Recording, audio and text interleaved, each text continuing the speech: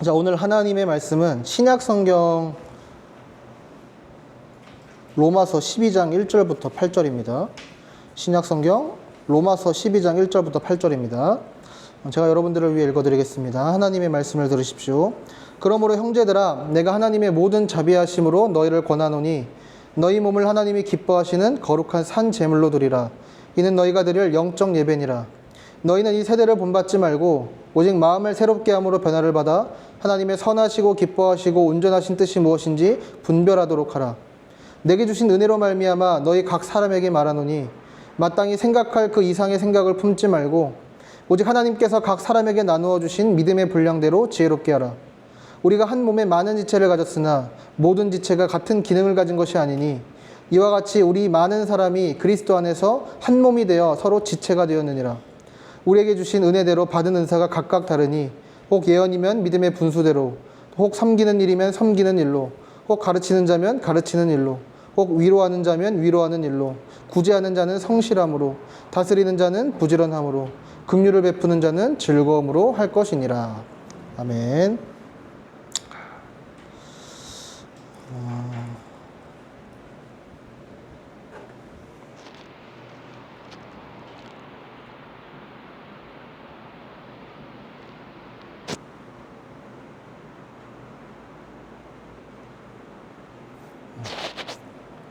자, 우리와 함께 하시는 교회가 꿈꾸고 추구하는 모습은 이런 모습이에요. 그러니까 하나님이 우리와 함께 하시는 공동체, 그리고 우리도 서로 함께 하고 싶어 하는 공동체. 그러니까 하나님이 우리와 함께 하시기 위해서 하나님은 당신의 모든 것을 포기하고 우리에게 내어주십니다. 마치 그 누가복음 15장에 탕자라고 불리는 그 둘째 아들을 기다리던 아버지처럼요. 그리고 무례하게 말하던 첫째 아들을 자비롭게 받아주던 그 아버지처럼 하나님은 그렇게 우리를 받아주시고 우리를 기다리시고 우리를 사랑하십니다.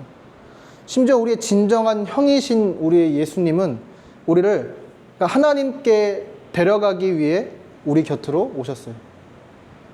그러니까 누가복음 15장에 나오는 형은 동생의 잘못된 길로 가는 그 비행에도 무관심하고 그저 자신이 받을 유산에만 정신이 팔려 있었지만 우리의 진정한 형이신 예수님은 잘못된 길로 가던 우리를 돌이키시기 위해 우리 곁으로 오십니다. 우리를 하나님의 자녀로 받아들여지게 하시기 위해 자신의 목숨으로 우리의 죄값을 대신 치르신 우리의 진정한 형이세요. 이처럼 하나님은 우리를 사랑하세요. 하나님은 우리와 함께 하십니다. 이것이 우리 교회의 근간이에요. 더 나아가서 우리 교회는 어떤 교회입니까? 우리는 어떤 교회이기를 꿈꾸나요? 근데 꼭 이 교회가 아니더라도 모든 교회는 어떤 교회이기를 꿈꿔야 될까요? 첫 번째는 무조건 하나님이 함께 하시는 교회죠. 그리고 두 번째는 서로 함께 하고 싶어하는 공동체를 꿈꿉니다. 그럼 이것을 위해 필요한 게 뭘까요? 서로 섬기는 거예요. 서로 사랑하는 거예요. 서로에게 기쁨과 선물이 되어주는 거예요. 너희는 어때? 서로에게 선물이 되어주고 있어? 그런데 사실 이것은요, 이 시대를 역행하는 일이기도 해요. 물론 다 그런 건 아니지만, 여러분, 이 시대의 공동체를 보면, 뭐 여러분들은 뭐 동아리가 될 수도 있고, 아니면 그런 모임들 하잖아요. 그렇죠? 엄청 수많은 모임들이 있지만, 이 시대의 공동체는 자기의 이익을 위해서만 모여요. 그러니까 남들은 모르겠고 오직 자신만이 기쁨과 선물을 받기 위해 모이는 거예요. 그러니까 요즘 시대에 서로 섬겨라. 때로 내 이익을 포기하고 다른 사람의 유익을 위해 행동하라는 말은 폭력처럼 받아들여집니다. 그런데 우리가 생각해보면 이 시대가 만들어내고 있는 공동체는 사실 공동체의 역할을 해내지 못해요. 종종 우리는 그런 문화 속에서 또 그런 공동체 속에서 외로움을 느껴요. 우리는 사람들이랑 함께 하고 싶어서 어디 모임에도 찾아가기도 하고 SNS 엄청 하잖아. 인스타하고 뭐고 엄청 하잖아. 근데 우리는 함께 있으면서도 외로워요. 왜냐하면 일단 기본적으로 내가 남에게 무언가를 주지 않고 다른 사람을 섬기지 않으면서 그러니까 내 이익에만 집중하잖아요. 그것처럼 다른 사람들도 다 똑같이 그렇게 하는 거예요. 그러니까 모여있지만 뭐 공동체라고 하지만 함께 있어도 그러니까 외로울 수밖에 없는 거죠. 그런데 기독교는 그리고 성경은 그러니까 여러 사람들이 모여서 서로가 서로를 섬김으로 그러니까 각 사람은 가난하지만 각 사람은 힘들고 어려운 사정들이 있겠지만 오히려 서로가 서로를 부요하게 하는 공동체의 모습을 우리에게 보여줍니다.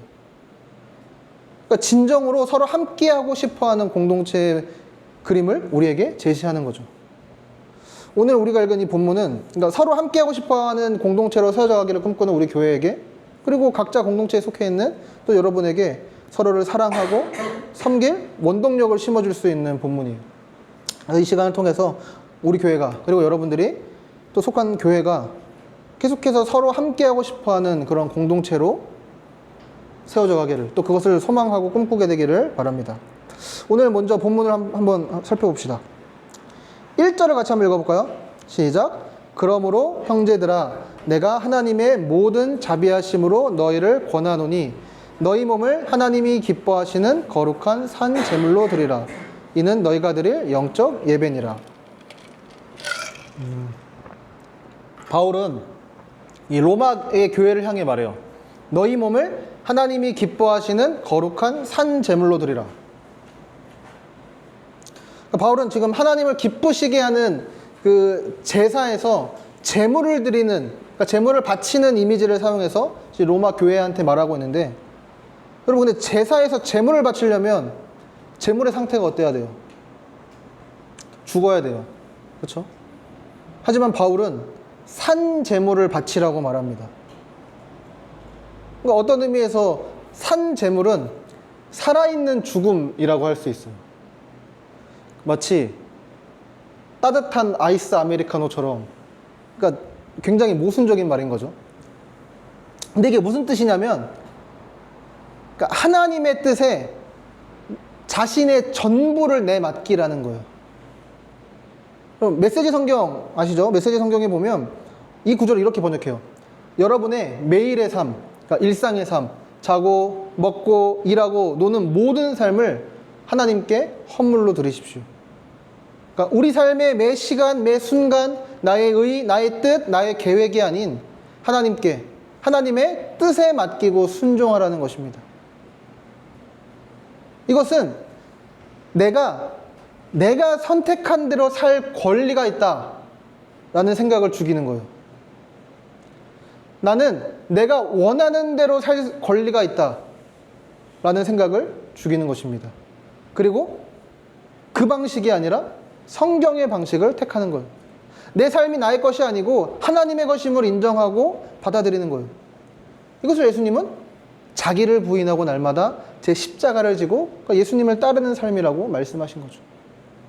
자, 그렇다면 이제 산 제물을 드리는 게 뭘 말하는 건지 좀 더 보면요. 2절에 보세요. 너희는 이 세대를 본받지 말고 오직 마음을 새롭게 함으로 변화를 받아 하나님의 선하시고 기뻐하시고 온전하신 뜻이 무엇인지 분별하도록 하라. 이렇게 말씀해요. 바울은 그러니까 이 세대를 본받지 말라라고 말합니다. 여기서 본받다라는 말은 이제 그리스어의 뉘앙스로는 약간 이런 거예요. 변하기 쉬운 환경이나 문화에 맞춰서 그러니까 동일한 태도를 갖지 말아라. 그러니까 본받는다라는 걸 이게 뭐냐면 변하기 쉬운 어떤 환경, 변하기 쉬운 어떤 문화. 그러니까 우리 문화 계속 바뀌잖아. 작년에 유행했던 옷이 지금 유행 안 하잖아. 그거 그대로 입으면은 그거 있잖아. 양말 요즘은 다 그 긴 거 신잖아. 근데 그 아저씨랑 그걸 알아보려면은 이거 없는 거 신으면 아저씨라 그러던데. 그 발목 없는 거.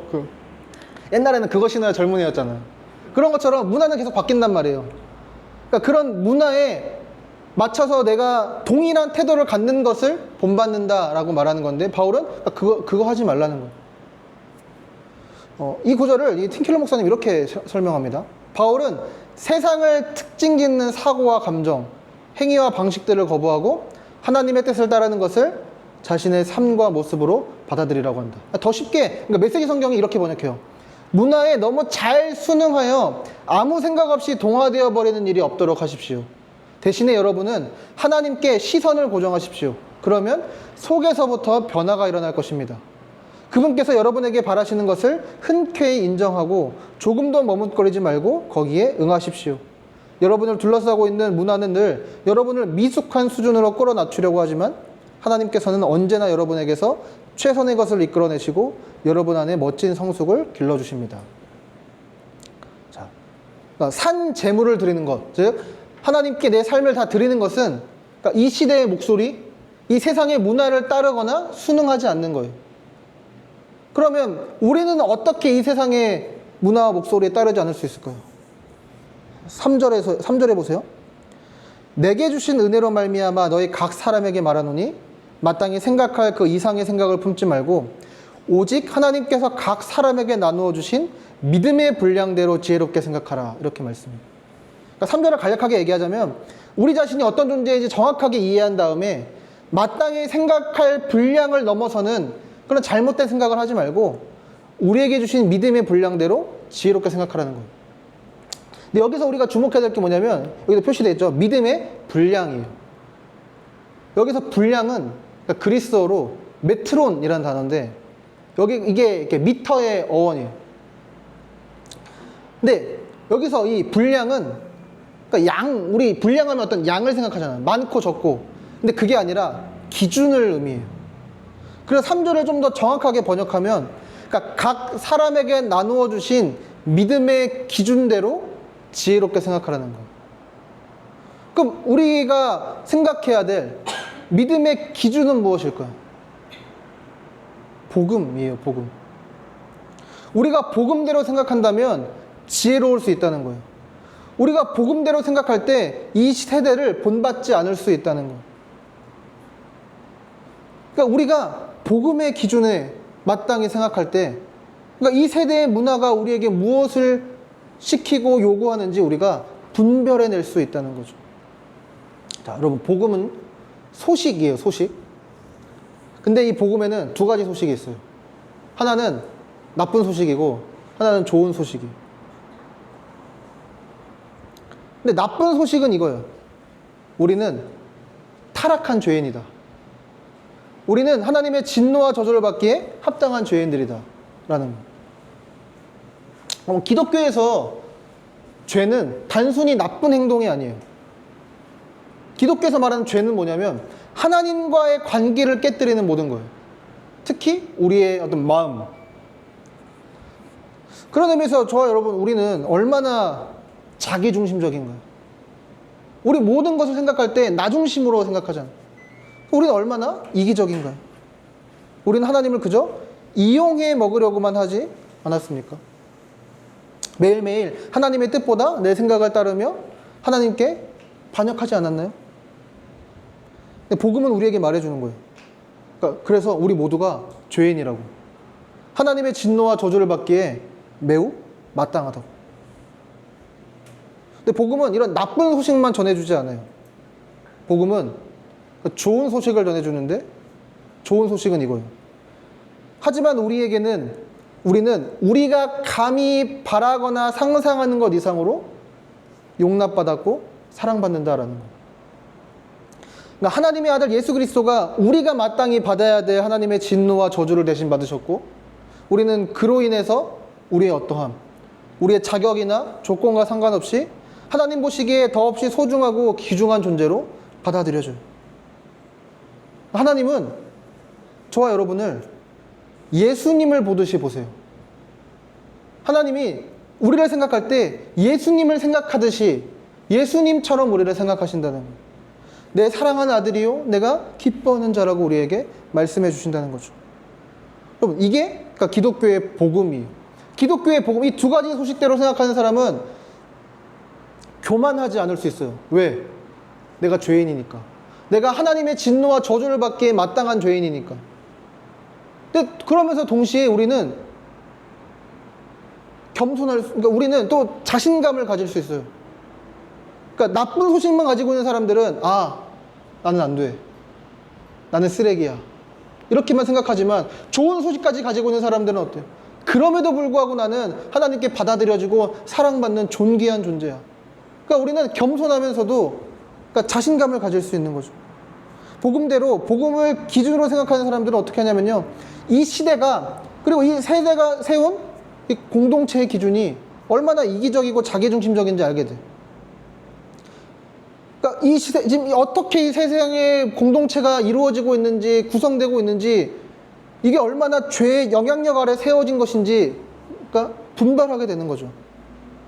그리고 그 안에서 드러나고 발견되는 우리의 죄성, 우리의 자기중심성과 이기심을 발견하게 되는 거죠. 이 시대 문화는 내 이익에 조금이라도 피해를 준다면 어떻게 하라 그래요? 가차없이 잘라버리라고 말해요. 내 마음에, 내 감정에 아주 작은 스크래치를 입힌다면 어떻게 해? 쟤네 쓸모없는 사람이에요. 필요 없는 사람이라고. 그냥 우리 그냥 차단하면 돼. 그렇죠? 그냥 손절해버리라고 해요.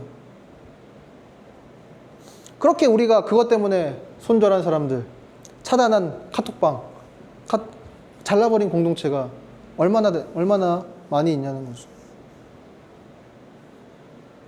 또 우리가 복음대로 생각하지 않고 세상의 문화대로 생각하게 되면 우리가 교회나 뭐 학교 혹은 직장에서 공동체를 섬기거나 세워갈 때 이런 생각을 하게 돼요. 여기 내가 없으면 제대로 굴러나 가겠어? 뭐 이런 생각하는 거죠. 이거 다 내가 하는 거잖아. 근데 왜 이렇게 생각하는 걸까요? 그러니까 내가 받은 어떤 뭐 은사, 내가 받은 어떤 재능이 다 내 것이라고 착각하기 때문이죠.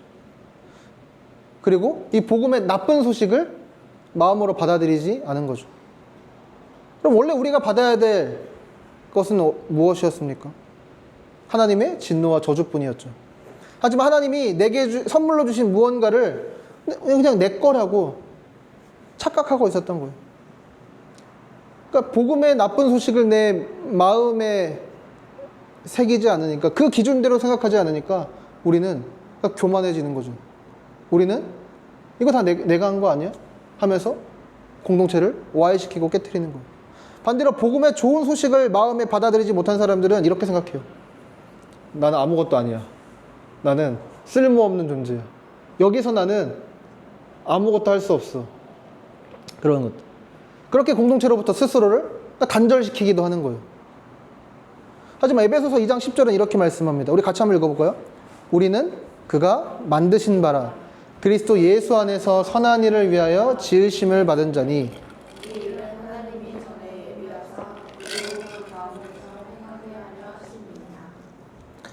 하나님이 우리 모두를 만드신 이유가 있습니다. 우리는 의미 없는 존재가 아니에요. 우리는 복음을 믿으면 믿을수록 이렇게 생각하게 돼요. 나는 내가 생각했던 것보다 훨씬 더 끔찍한 죄인이야. 하지만 동시에 내가 감히 바라거나 상상했던 것보다 나는 사랑받는 존재예요. 나는 아무것도 아니지만 하나님은 사람들을 사랑하고 섬기도록 부르셨어. 내가 가진 작은 은사라도 내 교회, 내가 속한 공동체, 이 세상에 꼭 필요하다고 생각하셨기 때문에 나를 부르신 거야 라고 생각하게 되는 거죠. 이대로 생각하는 것들이 자연스러워지고 계속될 때 우리는 이것을 당연하다고, 이게 합리적인 거고 이게 논리적인 거라고 우리 생각하게 돼요. 그러니까 이 세상과 문화가 말하고 요구하는 방식이 아니라 복음대로, 복음의 기준대로 생각하고 행동하는 게 합리적인 것이라고 생각하게 되는 거죠. 그럼 다시 오늘 본문 1절에 보세요. 그러므로 형제들아, 내가 하나님의 모든 자비하심으로 너희를 권하노니 너희 몸을 하나님이 기뻐하시는 거룩한 산 제물로 드리라.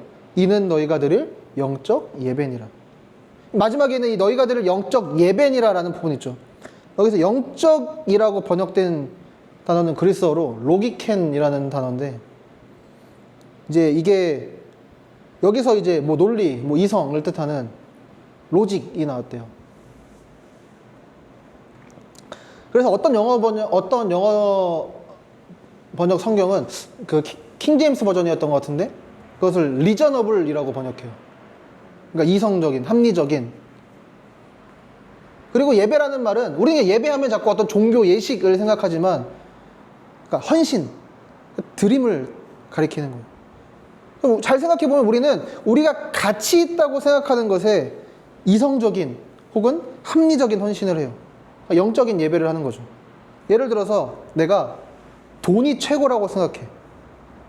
우리는 돈을 벌기 위해 내 시간, 뭐 내 지갑, 내 열정과 마음을 쏟는 것이 합리적이라고 생각해. 그리고 돈을 버는 것과 상관없는 것을 멍청한 짓이라고 생각하는 거죠. 그러니까 돈이 최고라고 생각하는 사람은 일요일날 교회 나오는 게 세상에서 가장 멍청한 짓이야. 왜? 그 시간에 뭐해? 자기 개발을 할 수도 있고, 아니면은 6일 동안 열심히 일하기 위해 쉴 수도 있고. 교회 가면 뭐 해야 돼? 교회 가면 하는 게 돈 쓰는 거잖아. 간다고 뭐 차 비싸. 가서 사람들 만나는 밥 먹는다고 돈 써. 헌금한다고도 돈 써. 그러니까 돈이 최고야 라고 생각하는 사람에게 이런 교회 신앙생활은 혹은 뭐 다른 게 될 수도 있겠죠. 그러니까 그런 것들은 멍청한 짓이 되는 거예요. 그리고 그 사람들에게는 이것을 안 하는 게 합리적인 거라고, 합리적인 영적인 예배라고 생각하는 거죠. 그러니까 이것처럼 우리가 복음의 기준대로 살아가는 것에 젖어 있고 그것이 우리에게 가장 좋은 것임을 인정하고 받아들일 때 우리는 그것을 합리적인 것이라고 생각하게 되고 또 거기에 우리의 정성을 다하게 돼요. 그러니까 이게 합리적인 거야 라고 우리 생각하면 어떻게? 거기다 온 정성을 다 쏟아붓는 거죠. 그래서 팀킬러 목사님이 이렇게 얘기해요. 이 주제를 잘 생각해보면 우리 삶을 제물로 바치는 것만이 합리적인 반응이라는 의미이기도 하다. 요컨대 하나님의 긍휼을 제대로 경험하게 되면 자신의 전부를 남김없이 하나님께 바치지 않는 것이 오히려 비합리적이라는 말이 된다. 만일 자신의 일부만을 성의 없이 바친다면 그것은 곧 당신이 생각하고 있지 않다는 것이다. 그러니까 우리를 산 제물로 하나님께 드리는 것, 우리의 모든 생각, 우리의 모든 마음을 하나님께 드리는 것이 합리적이라고 생각하는 사람들은 하게 되는 거예요. 그런데 내가 한 주간 잘 생각해 보니까 하나님을 생각한 기억이 없어. 그것보다 내가 막 더 많이 생각하는 것들이 있어. 그러니까 우리는 그러면 그것을 더 합리적인 것이라고. 그건 거기에 우리가 영적인 헌신을 하고 있는 거죠.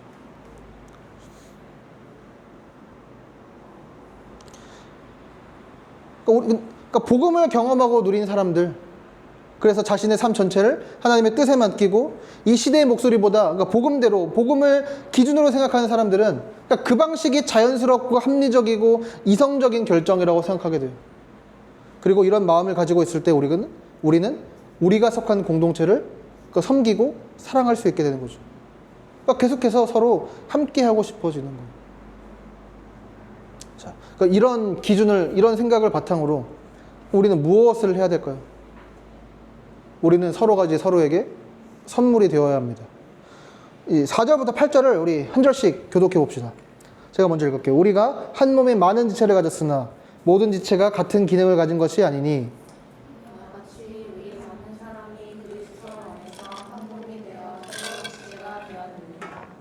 우리에게 주신 은혜대로 받은 은사가 각각 다르니 혹 예언이면 믿음의 분수대로 자, 같이 읽어볼까요? 혹 위로하는 자면 위로하는 일로 고지하는 자는 성실함으로 다스리는 자는 부지런함으로 긍휼을 베푸는 자는 즐거움으로 할 것이니라. 바울이 뭐 다른 성경에서도 막 은사들을 나열하는데 오늘 로마서에서도 은사들의 막 목록을 나열해요. 근데 신학자들이 이걸 세 가지 카테고리로 분류해요. 첫 번째는 뭐냐면 말씀의 은사예요. 6절에 예언이 있죠. 또 7절에 뭐 가르침 나오죠. 근데 예언은 미래의 일을 알려주는 게 아니에요. 그러니까 감추어져 있던 하나님의 말씀을 드러내주는 거예요. 어떻게 보면 지금 제가 하고 있는 게 예언이라고 할 수 있는 거죠. 성경 본문을 풀어서 그 의미를 설명해 드리는 거예요. 그리고 이제 가르침은 성경의 가르침을 삶에 그러니까 적용하도록 하는 거예요. 이런 것들이 이제 말씀의 은사죠. 두 번째 카테고리는 섬김의 은사예요. 7절에 보면 뭐 섬기는 일, 8절에 뭐 위로, 긍휼을 베푸는 일, 뭐 이런 것들이요. 어려운 지체들을 돕고 위로하고 뭐 금전적으로 또는 물리적으로 함께하는 거예요. 그러니까 우리 교회에도 이제 이런 은사가 있는 지체들이 있어요. 뭐 누구를 뭐 위로하고 공감하고 함께 해주는 거, 또 이 교회를 세워나가기 위해 헌신하는 뭐 그런 지체들의 섬김이 이제 곳곳에 이제 다 있는 거죠. 마지막 이제 세 번째 카테고리는 행정의 은사예요. 8절에 다스림이 나오죠. 근데 이 은사들은 어떤 의미에서 교회의 세 가지 직분, 목사, 집사, 장로의 역할을 보여주는 것 같기도 해요. 근데 막 이제 은사 하면은 이제 막 우리가 떠올리는 것들 있잖아. 막 뭐 장풍 쏘고 뭐 방언하고 이런 것들. 근데 사실 은사라는 단어는요, 그냥 그리스어로 선물이에요. 하나님은 교회를 세우시고 교회를 사랑하셨어요. 사랑하면 어떻게 해? 윤서 잘 만나고 있어? 사랑하면 어떻게 해? 계속해서 선물을 주잖아. 선물 공세를 한단 말이에요. 하나님은 저와 여러분을 사랑하셨고 저와 여러분이 속한 각 교회를 사랑하셨습니다. 그래서 우리에게 선물을 주셨어요. 서로라는 선물. 저는 이제 여러분들에게 하나님이 주신 선물이에요. 여러분들이 마음에 들든 들지 않든. 그러니까 하나님은 저라는 선물을 통해서 하나님의 말씀을 배우게 하시는 거죠. 그리고 반대로 여러분 역시 저에게 저를 위한 선물이에요. 뭐 혜원이 하나, 윤서 또 제 목회 사역의 한 시대의 열매이자 이제 선물인 거죠. 교회를 위한 여러분의 뭐 헌신과 섬김, 그리고 서로를 향한 헌신과 섬김은, 그리고 그런 것들, 그리고 우리 모두가 각자 서로에게 선물인 거죠. 우리는 이제 여기서 이제 기독교의 특징을 하나 발견하게 되는데, 오늘 이제 본문 1절부터 3절에서 우리가 배운 건 뭐예요? 하나님을 사랑해야 된다는 거예요. 그렇죠? 우리의 삶에서 내 생각보다 하나님의 뜻에 내 모든 것을 따라 바쳐야 된다는 거예요. 이 세상이 말하는 것에 귀 기울이고 나를 높이고 드러내기보다 복음의 좋은 소식과 나쁜 소식을 기준 삼아서 살아가야 된다는 거예요. 하나님을 따르는 것, 하나님께 순종하고 하나님을 가장 사랑하는 것이 우리에게 가장 합리적인 헌신이라는 거죠. 그런데 뒤에 이어서 나오는 내용은 하나님을 사랑해야 된다라는 말을 하고 나서 갑자기 뒤에 나온 내용이 뭐예요? 그러니까 서로 섬기고 사랑하라는 거예요. 여러분, 이 세상의 모든 종교는 신에게 좋은 것을 다 갖다 바치는 것이 신을 기쁘게 하는 거예요. 그러니까 신들도 우리 막 그리스 로마 신화나 이런 것들을 보면 어때요? 인간이 자기에게 무엇을 바치는지가 중요하지, 인간들이 뭐 서로 사랑하고 서로를 뭐 위하는 것에 관심이 없어요. 그런데 성경은, 기독교는 오히려 이렇게 말하죠. 요한일서 4장 11절 보세요. 같이 한번 읽어봅시다. 사랑하는 자들아, 하나님이 이같이 우리를 사랑하셨은즉 우리도 서로 사랑하는 것이 마땅하도다. 20절도 같이 읽어봅시다. 누구든지 하나님을 사랑하노라 하고 그 형제를 미워하면 이는 거짓말하는 자니 그 형제를 사랑하지 아니하는 자는 보지 못하는 바 하나님을 사랑할 수 없느니라. 그러니까 우리가 하나님을 사랑하는 것을 무엇으로 할 수 있어요? 우리가 하나님을 사랑한다는 것을 무엇으로 표현해야 돼요? 서로를 사랑하고 서로를 섬기고 서로가 서로에게 선물이 되어주는 거예요. 그러니까 세상의 수많은 종교는 나에게 가장 좋은 걸 바쳐. 너네 나한테 잘해야 돼. 뭐 너네끼리 잘 지내는 건 난 관심 없어. 이게 이 세상에 존재하는 모든 종교예요. 근데 하나님은 너희가 나를 정말로 사랑한다면, 너희가 정말 나에게 순종하고 싶다면 너희들 서로 사랑해야 돼. 너희가 서로 사랑하는 게, 너희가 서로에게 선물이 되어주는 게 나를 정말 사랑하는 거야 라고 그렇게 말씀하시는 거죠.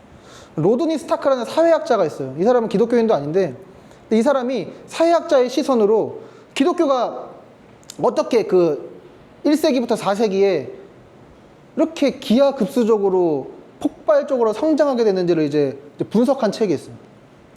기독교의 발흥이라는 책인데, 거기에 보면 2세기랑 4세기에 그 로마 이게 지중해 이런 지역에, 그러니까 우리로 치면 코로나 같은 극심한 역병이 유행을 했었대요. 근데 이 당시 대부분의 사람들은 누가 병에 걸려요. 그럼 어떻게 하냐면 그 사람을 버리고 도망갔어요.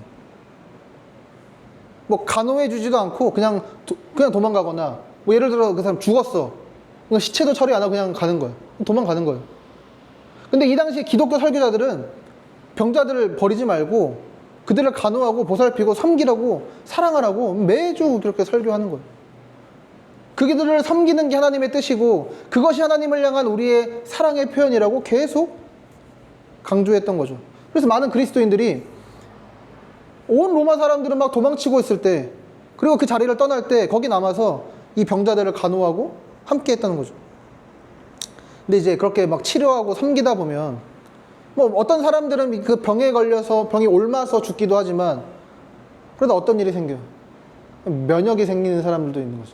또 어떤 사람들은 치료를 받잖아. 어떤 사람들은 치료받다가 죽기도 하지만 어떤 사람들은 어떻게 돼? 낫는 거예요.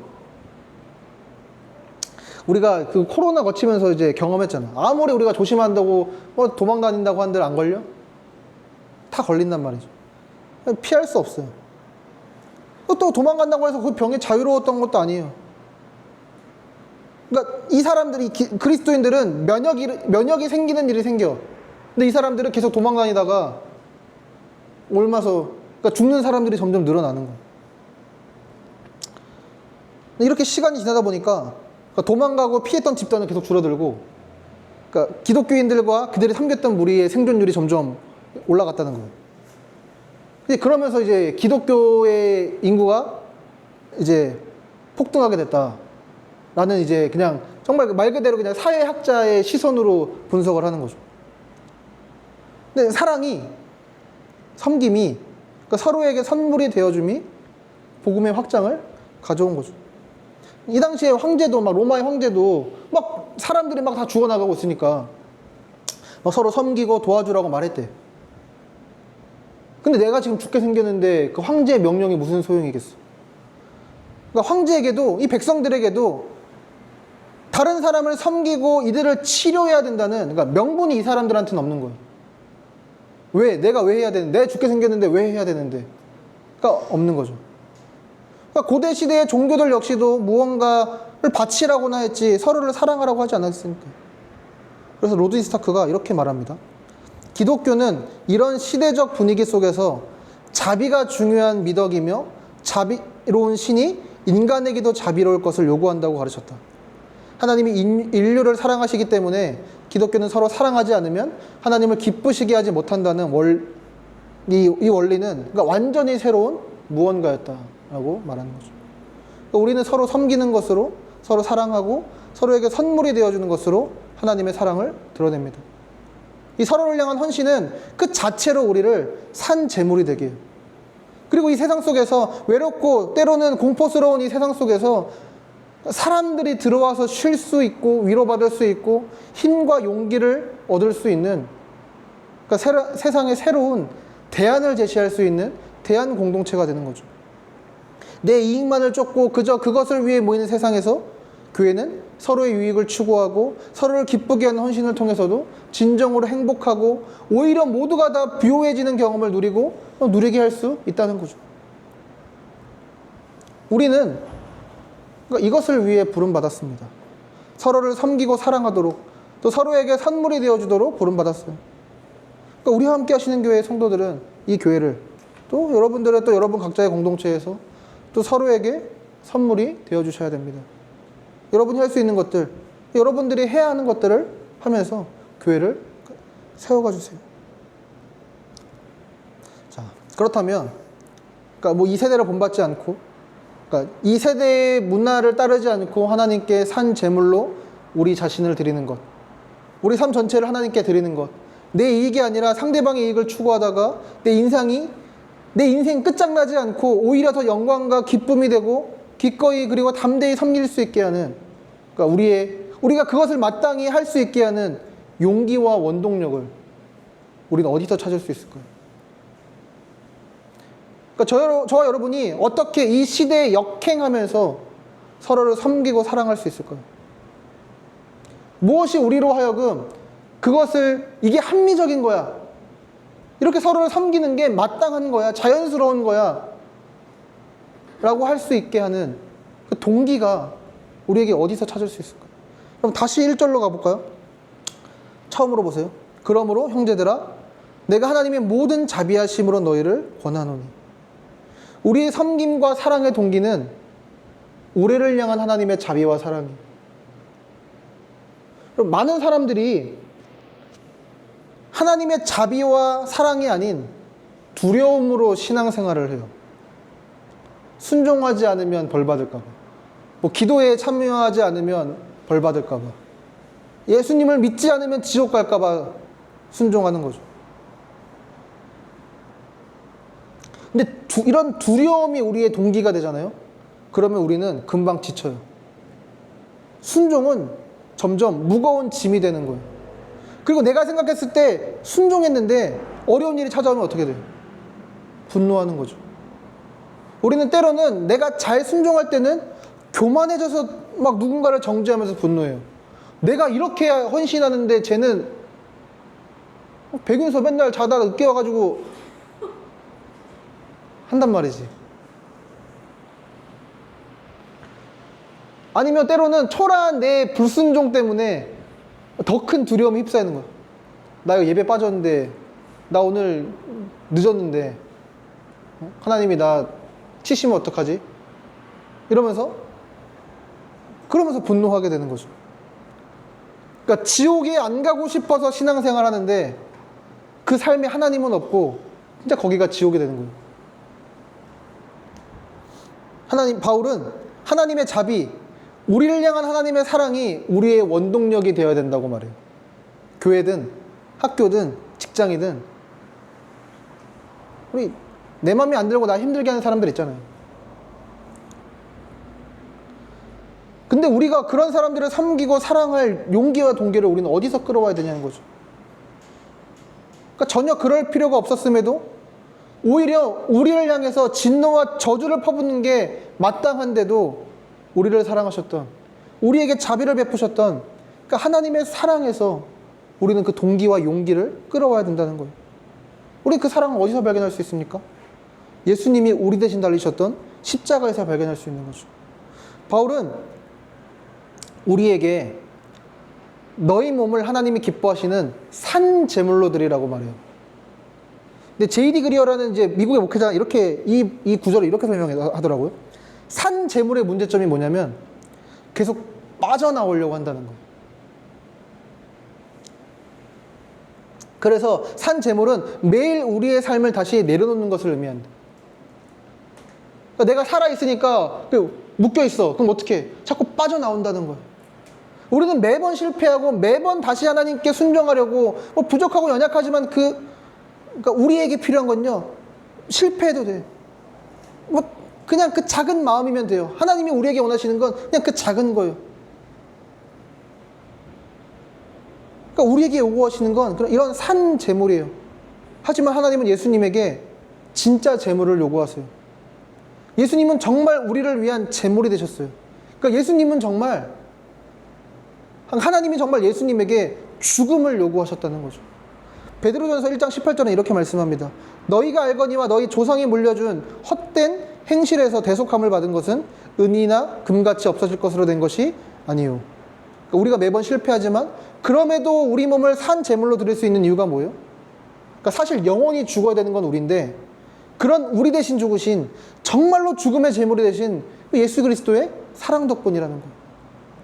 예수님이 우리를 대신하셨기 때문에 하나님은 우리를 그냥 항상 형편없어도 항상 예수님처럼 순종한 존재로, 항상 최고의 순종과 감사를 드린 그분의 자녀로 받아들여 주시고, 그러니까 우리는 그냥 매번 실패하더라도 또다시 우리를 드리는 일을 우리는 할 수 있게 됐다는 거죠. 동시에 아무런 자격 없는 우리를 위해, 그리고 우리를 대신해 죽으신, 그래서 우리를 살리신 그리스도의 사랑이 또 우리에게도 이 세상의 방식이 아닌 성경이 요구하는 대로 또 나보다 다른 사람을 먼저 사랑하고 섬길 동기를 우리에게 불어넣어 주는 거예요. 십자가에서 예수님은 우리를 얻기 위해 십자가를 참으셨어요. 히브리서 12장 2절에 보세요. 믿음의 주요 또 온전하게 하시는 이인 예수를 바라보자. 그는 그 앞에 있는 기쁨을 위하여 십자가를 참으사 부끄러움을 개의치 아니하시더니 하나님 보좌 우편에 앉으셨느니라. 이렇게 말씀하죠. 그러니까 예수님은 십자가를 지시기 전에 매우 두려우셨어요. 그래서 십자가를 지시기 전에 예수님이 뭐 하세요? 기도하시죠. 이렇게 말씀하세요. 내 아버지여, 만일 할 만하시거든 이 잔을 내게서 지나가게 하옵소서. 이 십자가가 너무 두려워서 예수님은 피하고 싶으셨어요. 근데 우리를 얻는 그 기쁨을 위해서 예수님은 기꺼이 그 십자가를 참으셨다는 거죠. 그리고 이렇게 기도하세요. 그러나 나의 원대로 마시옵고 아버지의 원대로 하옵소서. 마음에 안 드는 사람이 있을 때도 있죠. 하지만 우리가 우리의 섬김과 헌신과 사랑이, 그러니까 우리가 그들을 위해 서로에게 선물이 되어줄 때 우리가 속한 공동체를, 그리고 그 사랑을 얻게 할 거예요. 그리고 거기서 우리는 기쁨을 누릴 거예요. 그리고 우리는 서로 함께하고 싶어 미쳐 날뛰게 될 것입니다. 어디서 누리거나 받지 못한 서로를 향한 사랑이 더욱 서로를 사랑하게 할 것이고, 그 안에 우리와 함께 하신 하나님의 사랑이 더욱더 강하게 드러나게 될 거예요. 우리 모두가 그런 교회를, 그 교회를 꿈꿉시다. 그리고 더욱 사랑합시다. 근데 마지막으로 딱 적용하고 마칠게요. 근데 그런 거 있잖아요. 우리는 우리의 은사를 어떻게 할 수 있을까요? 공주의 은사는 뭐예요?